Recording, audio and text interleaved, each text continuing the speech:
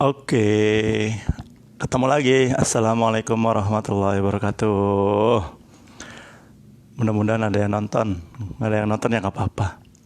Ya, alhamdulillahirobbilalamin. Alhamdulillahirobbilalamin. Kita ucapkan syukur kepada Allah Subhanahu Wa Taala.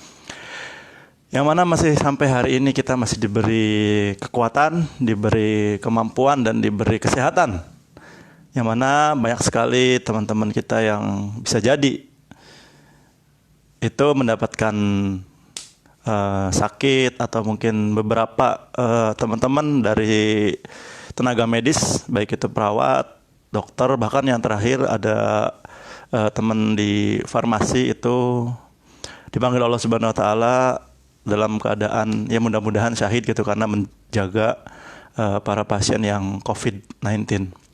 Ya sahabat-sahabat, teman-teman semuanya, tema yang akan kita sama-sama diskusikan, akan kita bahas pada sore ini adalah tentang politik bisnis gitu. Artinya ya jangan argi sama kata-kata politik gitu. Walaupun di politik itu banyak terjadi intrik dan lain sebagainya. Ya, jadi teman-teman semuanya, saya pribadi turut berbelasungkawa atas penambahan kasus baru COVID-19 gitu. Penambahannya menurut info yang update tadi sekitar 600 sekian orang yang positif lagi, dan ada teman kami di perawat dan juga di profesi apoteker, farmasis gitu ya, ada yang wafat. Ya, kita doakan semoga husnul khotimah. Teman-teman bicara tentang politik bisnis ya nggak jauh sih sebenarnya. Politik itu gimmick aja gitu. Artinya politik itu bagaimana kita tarik asal katanya dari bahasa Arab yaitu asyasa gitu. Ya, jadi asyasa itu artinya bersiasat, melakukan strategi-strategi yang kita bisa gitu ya, sehingga kita tidak pakem pada sebuah aturan tertentu atau sebuah strategi tertentu, dan di mana itu bisa berubah pada setiap waktunya gitu. Tapi yang jadi poin penting dalam politik bisnis adalah kita main di platformnya itu yang harus kita jaga, paling utamanya gitu, yang harus kita jaga dalam politik berbisnis, yaitu seperti yang sudah dicontohkan kemarin, kita harus jujur, kemudian barang yang kita tawarkan memang benar, kemudian bagus, sesuai kualitas.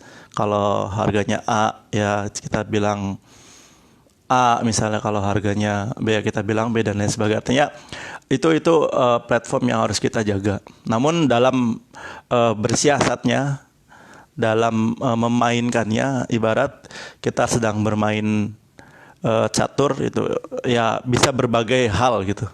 Apakah kita bisa ngulur waktu, atau bisa kita main cepat, atau kita bisa menggunakan strategi tertentu supaya kita cepat menang, dan juga kita bisa menggapai itu semua gitu. Nah, dalam politik bisnis ini beberapa yang bisa diubah gitu ya, beberapa yang bisa kita ubah gitu. Kalau teman-teman belajar bisnis model Canvas gitu, di situ ada yang namanya channel, di situ ada yang namanya value proposition, di situ ada yang namanya customer segment, customer market, kemudian customer relationship-nya kayak gimana, kayak gitu. Jadi itu hal-hal yang bisa kita main siasah, bisa berpolitik gitu di situ gitu, yang kita bisa melakukan perubahan gitu. Yang paling mendasar adalah ketika kita memulai usaha berbisnis gitu ya. Untuk saat ini kita tidak dituntut untuk bermain kaku. Artinya kita tidak beruntut bermain seperti yang kita sudah lakukan dulu gitu teman-teman. Kalau misalnya teman-teman dulu misalnya hanya menjual single produk gitu, ya mungkin kita sekarang menjualnya beberapa produk. Yang penting ada pemasukan ya gitu.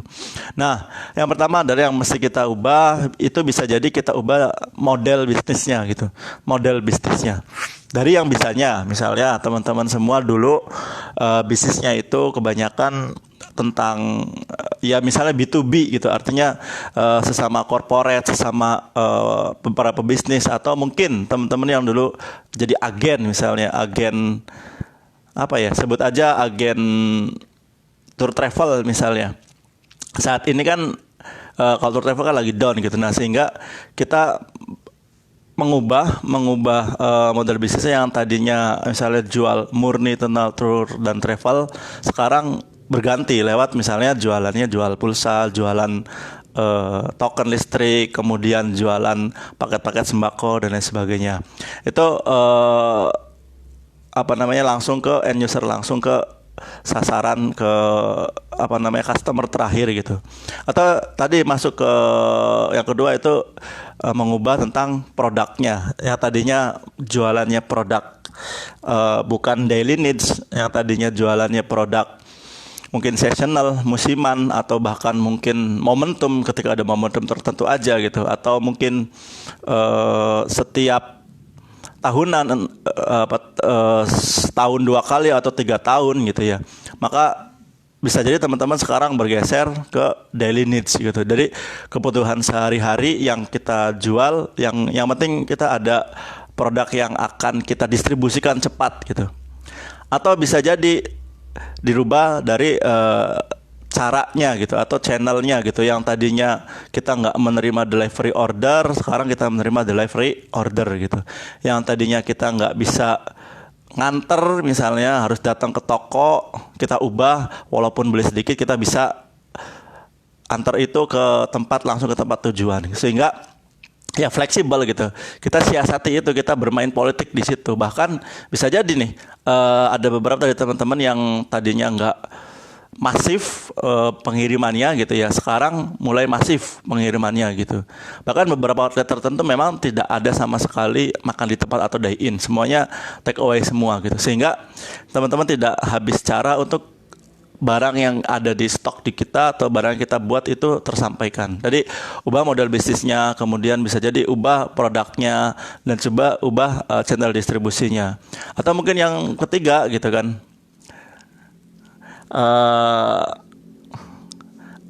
ubah touching, ubah cara angle iklannya, ubah promonya gitu. Yang tadinya promonya datar misalnya, biasa aja gitu, sekarang sisipkan promo tentang nilai ataupun iklan kemasyarakatan, misalnya tentang COVID gitu kan. Banyak sekali, coba lihat teman-teman di media gitu ya, di televisi, ataupun mungkin ada yang beriklan, bersponsor misalnya di Facebook atau di YouTube, yang ketika kita lihat video kemudian dia muncul di situ ada promo dari misalnya brand X gitu.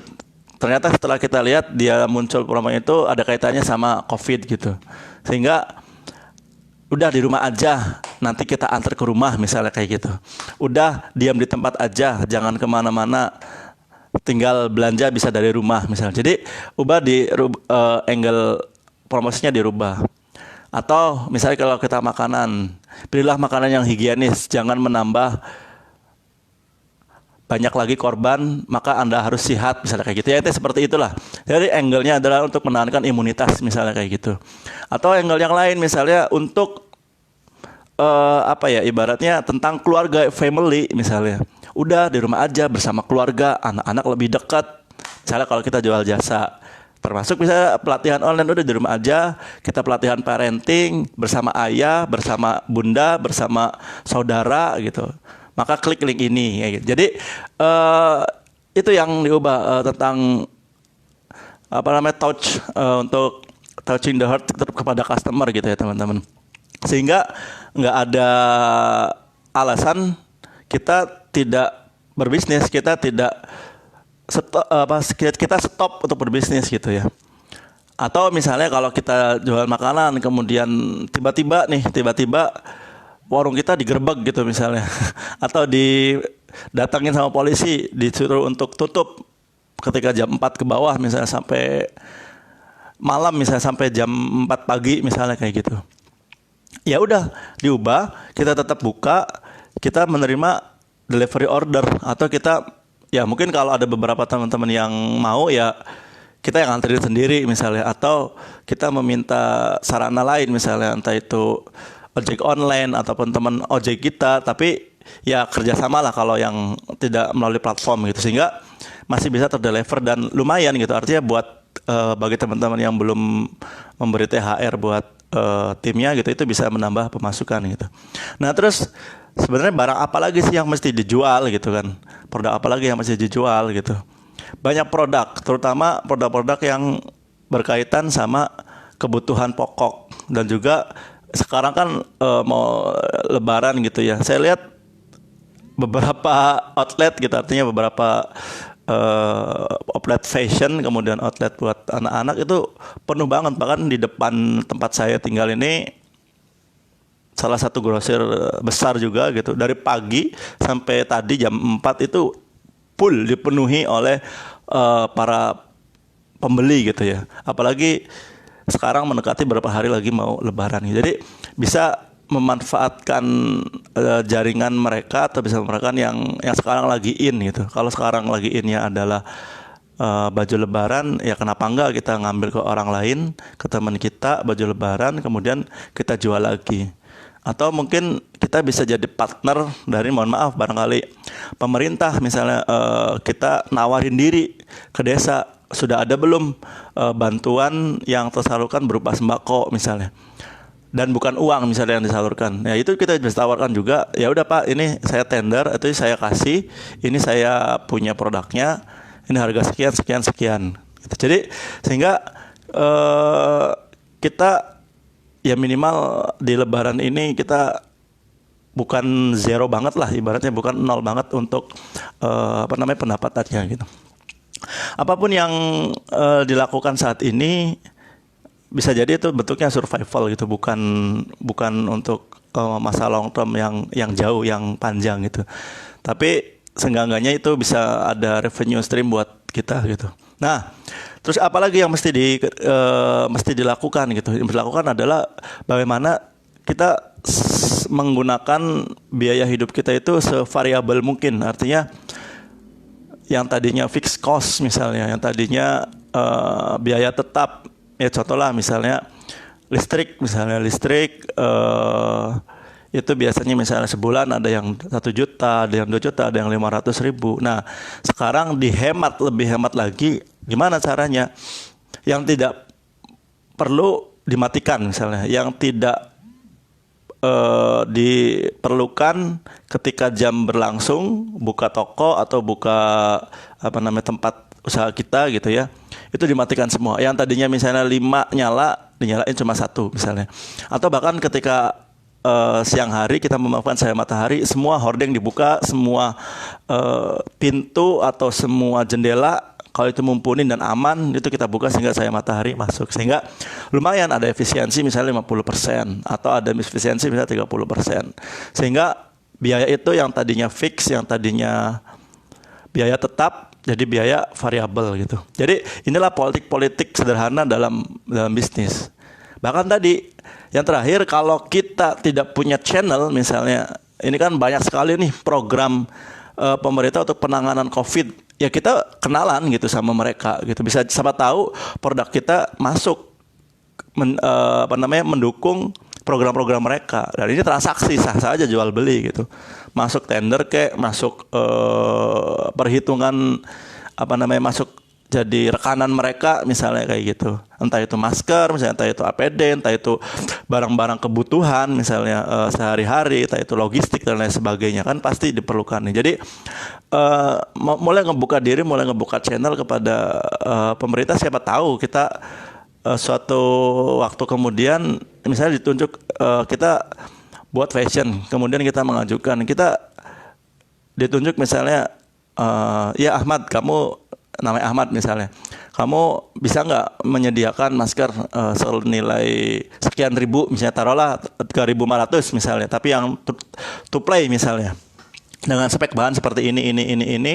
Kalau mau kita dinas langsung kita kasih ke UMKM gitu, kepada mereka yang ya mungkin sekarang lagi berpihak gitu. Artinya yang bisa menyerap banyak industri, yang bisa menyerap banyak tenaga kerja gitu, yang bisa diaktifkan gitu. Itu kan banyak tuh para penjahit tuh. Kita cari para penjahit itu dan lain sebagainya. Sehingga ya kita tetap survive di masa pandemi ini. Berbicara tentang kapan ini berakhir, ya banyak lah. nggak pasti gitu ya, nggak pasti kapan berakhirnya. Pasti kita merubah itu semua ya, merubah model bisnisnya, mungkin mengubah produknya, mengubah cara menyentuh customer kita, mengubah channel distribusinya.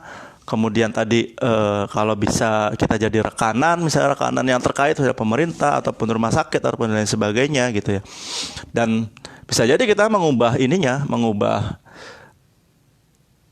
customer segmennya yang tadinya kalangan menengah misalnya kita rubah jadi kalangan yang menengah bawah gitu, atau bahkan kalangan atas sekalipun gitu, karena kita menyesuaikan nanti dengan daya beli masyarakat gitu loh.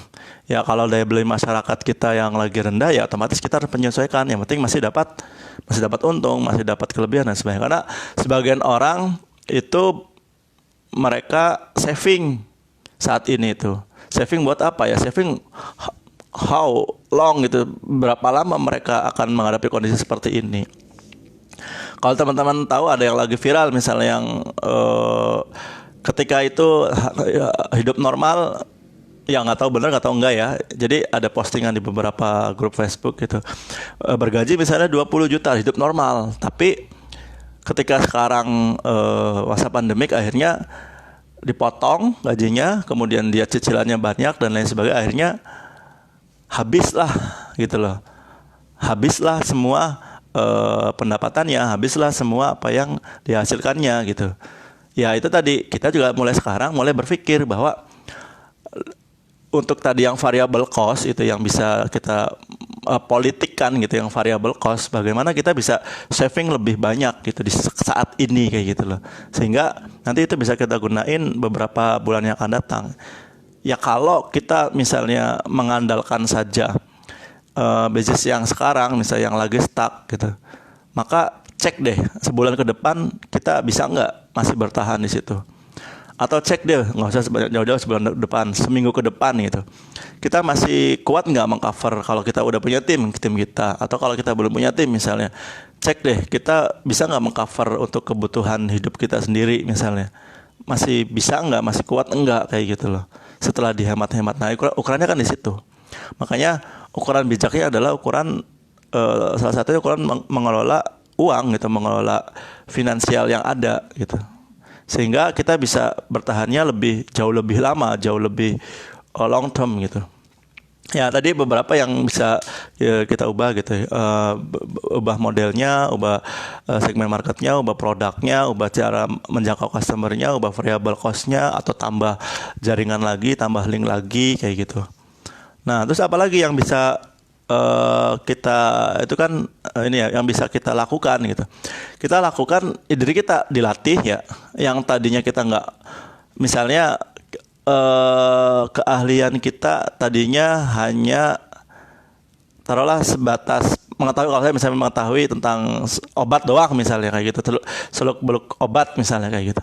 Nah di masa pandemi ini sebenarnya justru kita harus banyak waktu untuk belajar gitu, banyak waktu untuk belajar untuk memperkaya diri di skill yang lain misalnya.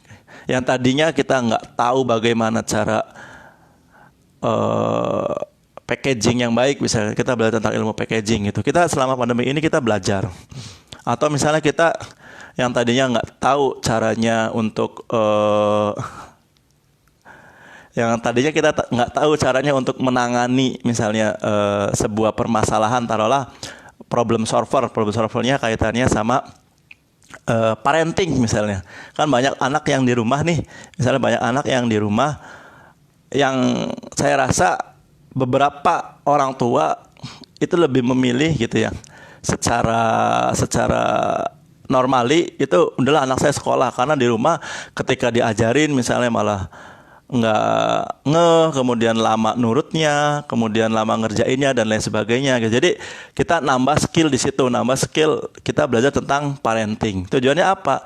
Ya nanti sewaktu-waktu ketika kita udah belajar ilmu parenting itu, bisa jadi kita bisa kayak gini nih, bisa webinar sama teman-temannya, bisa kita ajukan mungkin ke guru sekolah kita gitu, ke guru sekolah anak kita, sehingga kita bisa ngajarin gimana sih cara mentreatment anak ketika di rumah gitu loh, sehingga itu kan mungkin bisa kita jual ininya, course-nya kita bisa jual ilmunya dan lain sebagainya, sehingga ya pasti ada cara untuk kita tetap bertahan. Jadi teman-teman, itulah politik dalam bisnis yang mana kita bermain strategi dan bermain cantik lah, ibaratnya bermain cantik supaya kita senantiasa tidak bangkrut amat gitu, misalnya kalau nggak ada nggak ada pemasukan gitu. Kan istilahnya sekarang itu zamannya namanya zaman mantap gitu. Mantap lebih tepatnya, mantap gitu. Apa mantap? Makan tabungan gitu, makan tabungan gitu. Ya kalau yang ada tabungan gitu. Kalau yang nggak ada gitu kan. Ya kalau ada bisnisnya tabungannya. Ya kalau yang nggak ada gimana? Kan pertanyaannya kayak gitu. Ya kalau nggak ada, kita tambah lagi skill kita gitu loh.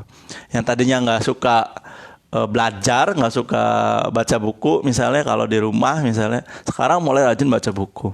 Yang tadinya sukanya nontonnya cuma tiktokan doang misalnya, atau nonton yang tanda kutip yang biasa hiburan gitu, ya sekarang kita nambah nontonnya yang berfaedah lah, nontonnya yang menambah ilmu.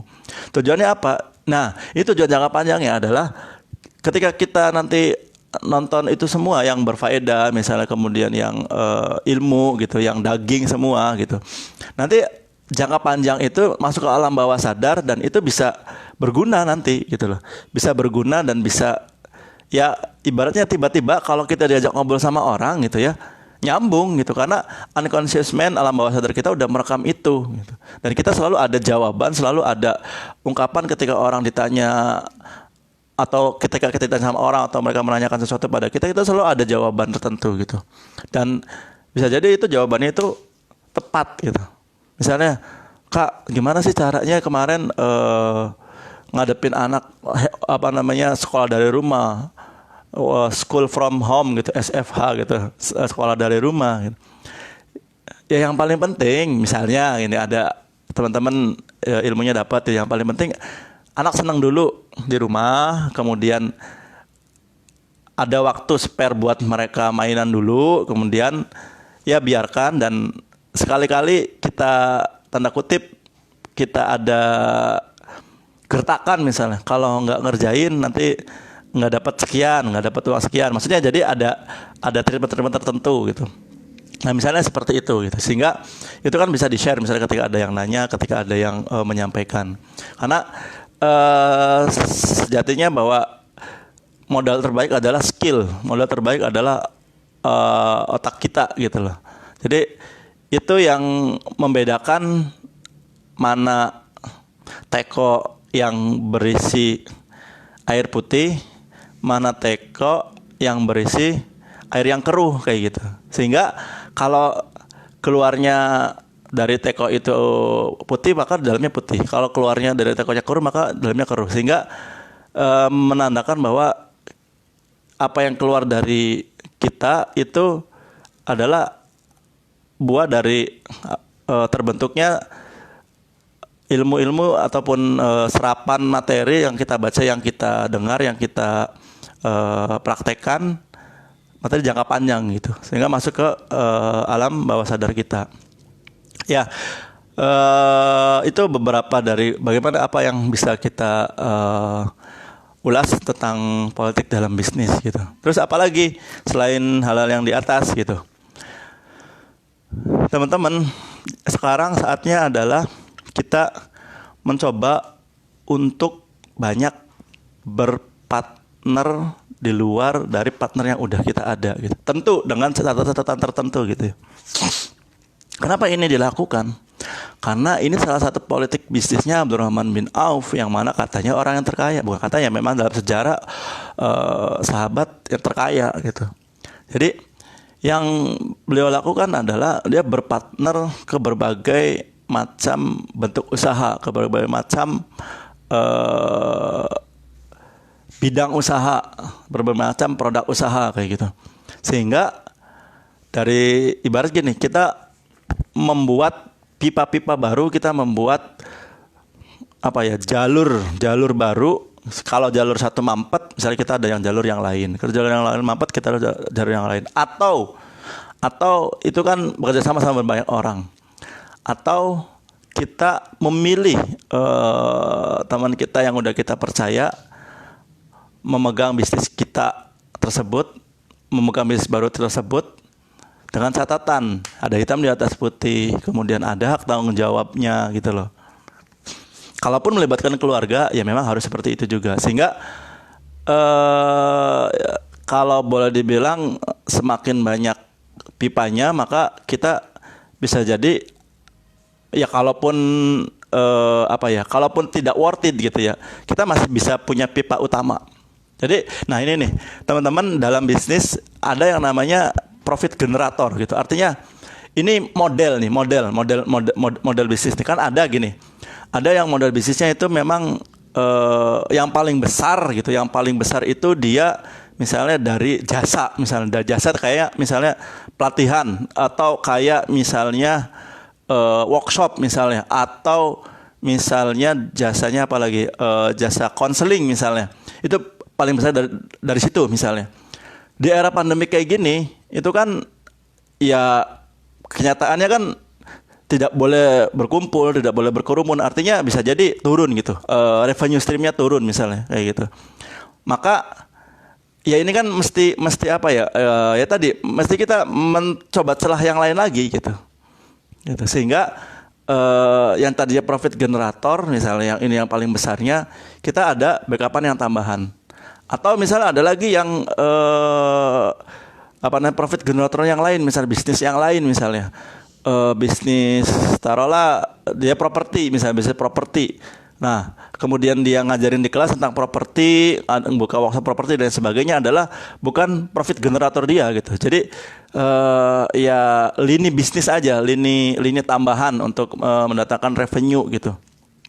Ya ketika ini mati, ibaratnya turun, anjlok revenue-nya, maka dia masih punya cadangan di properti gitu misalnya. Atau kalau dia punya misalnya entah itu sarana apa ya, sarana kesehatan kan misalnya sekarang yang lagi in gitu, atau misalnya punya rumah sakit misalnya kayak gitu, sehingga dia ngisi ke tempat lain tentang manajemen rumah sakit dan sebagainya. Ketika ini off gitu, dia masih punya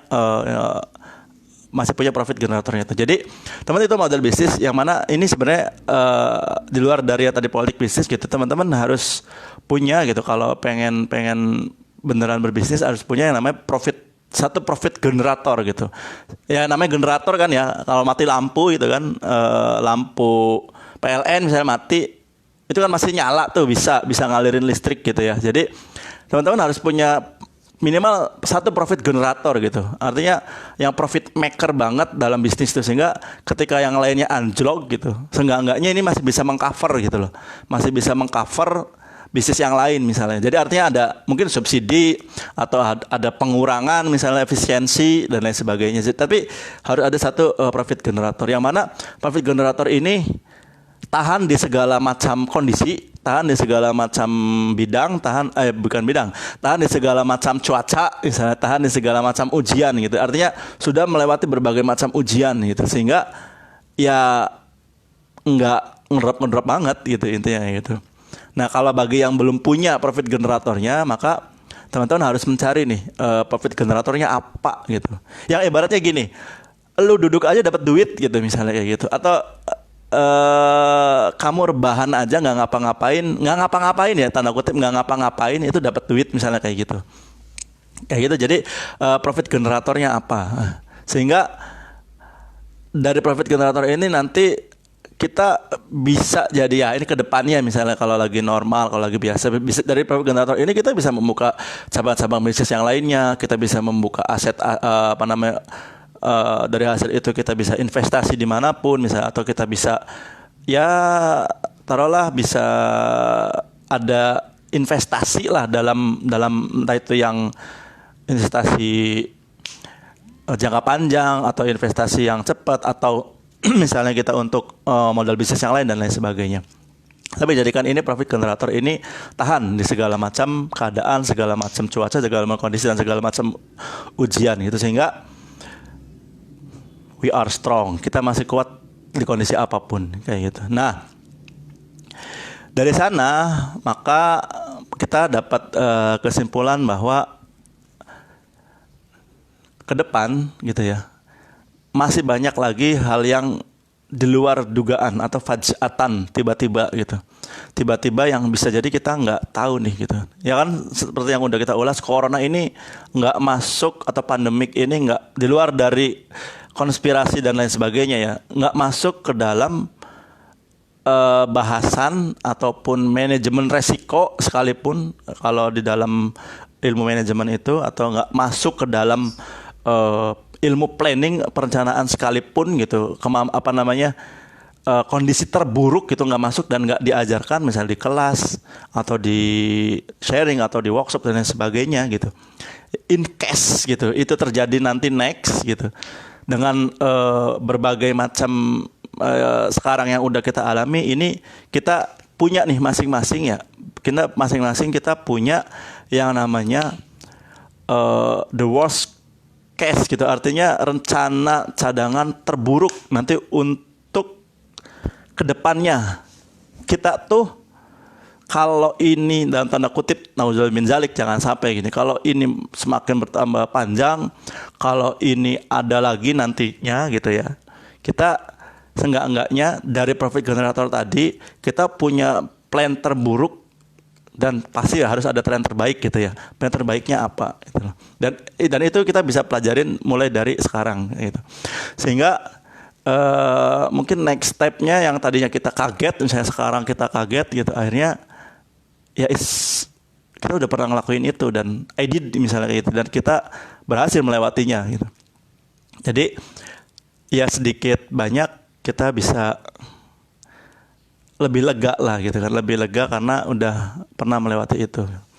Ya, jadi dari mulai tadi kita ngobrol tentang bisnis modelnya, produknya, kemudian channelnya, kemudian cara menyentuh masyarakatnya, mengubah segmentasinya, kemudian merubah yang tadinya fixed cost jadi variable cost, kemudian yang tadinya kita nggak mau berpartner misalnya dengan stakeholder tertentu, kita berpartner bahkan dengan shareholder, dengan teman-teman kita, misalnya kita mencoba menggali apa yang bisa kita lakuin gitu.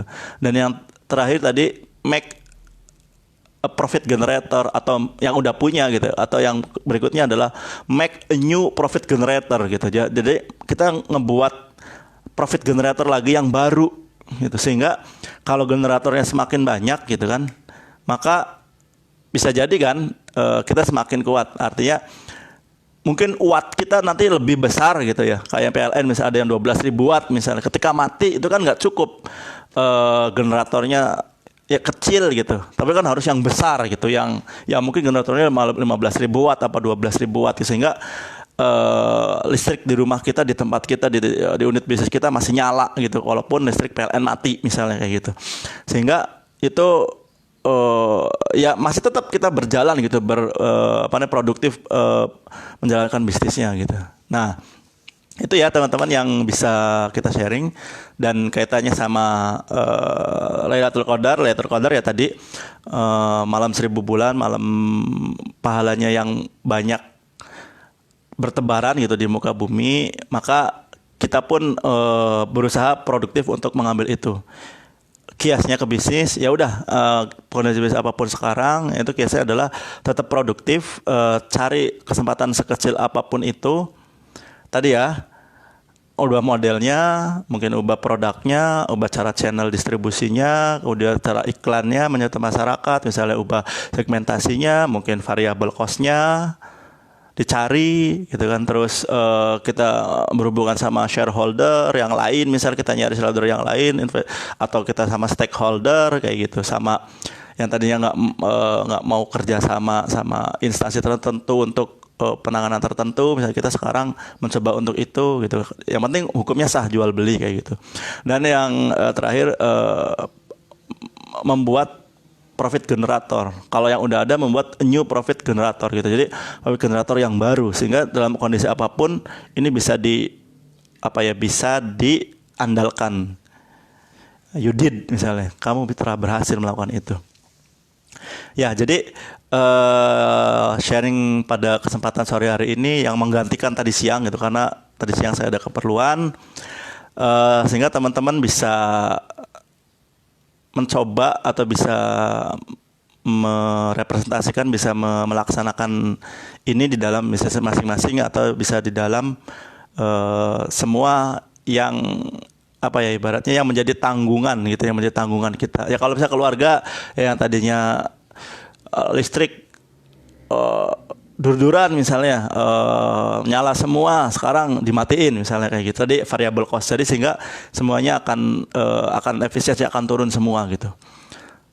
Jadi mudah-mudahan sore ini bermanfaat, dan insya Allah besok kita sambung lagi gitu ya dengan bahasan yang lain. Dan mohon maaf kalau ada kekurangan, asal datangnya dari saya sendiri, yang datangnya dari Allah Subhanahu Wa Taala. Dan selamat menunggu waktu berbuka. Insya Allah kita akan ketemu lagi besok. Ya bisa jam 9, jam 10, atau mungkin seperti ini menjelang buka gitu ya. Ya insya Allah, tapi saya usahain untuk ya tiap hari sharing, walaupun mungkin ya biasa aja gitu. Ya memang biasa aja. Yang luar biasa ya ketika kita sama-sama bisa mengambil insight-nya, dan kita sama-sama bisa menerapkan itu di yang kita butuhkan di kehidupan sehari-hari ataupun di bisnis kita yang kita butuhkan. Terima kasih. Assalamualaikum warahmatullahi wabarakatuh.